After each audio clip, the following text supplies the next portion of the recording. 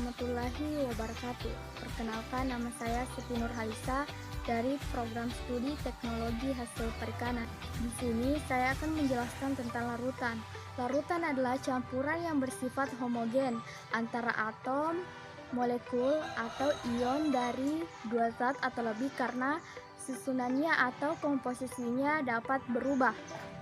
Disebut homogen karena susunannya begitu seragam sehingga tidak dapat diamati adanya bagian-bagian yang berlainan, bahkan dengan menggunakan mikroskop optis sekalipun. Jenis-jenis larutan dibagi menjadi dua. Yang pertama yaitu larutan elektrolit dan larutan non-elektrolit. Larutan elektrolit merupakan larutan yang bisa menghantarkan arus listrik. Dalam larutan ini dibagi menjadi larutan elektrolit kuat dan larutan elektrolit lemah. Larutan elektrolit kuat yaitu larutan yang mempunyai daya hantar yang kuat, sedangkan elektrolit lemah yaitu larutan yang daya hantarnya lemah. Kemudian yang kedua yaitu larutan non-elektrolit. Larutan non-elektrolit merupakan larutan yang tidak dapat menghantarkan daya listrik karena zat terlarutnya di dalam pelarut tidak dapat menghasilkan ion-ion. Ada dua reaksi dalam larutan ini. Yang pertama yaitu eksoterm, yaitu proses pelepasan panas dari sistem ke lingkungan.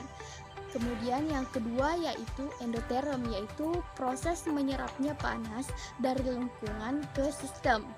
Berdasarkan jenuh tidaknya, larutan dapat dibagi menjadi tiga. Yang pertama yaitu larutan jenuh, larutan tak jenuh, dan larutan yang sangat jenuh. Yang pertama yaitu larutan jenuh, merupakan suatu larutan yang mengandung jumlah zat yang terlarut. Yang kedua yaitu larutan tak jenuh, merupakan suatu larutan yang mengandung zat terlarut. Dan yang ketiga yaitu larutan sangat jenuh, merupakan suatu larutan yang lebih mengandung zat terlarut. Sifat koligatif larutan dibagi menjadi dua. Yang pertama yaitu sifat koligatif larutan non-elektrolit dan sifat koligatif larutan elektrolit. Yang pertama itu sifat koligatif larutan non-elektrolit. Sifat ini besarnya berbanding lurus dengan jumlah partikel zat terlarut. Sifat koligatif ini yang pertama itu tekanan uap, titik didih, titik beku larutan, dan tekanan osmosis larutan.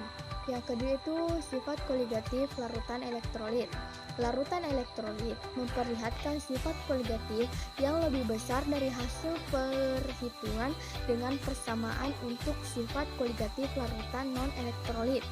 Itulah penjelasan tentang larutan.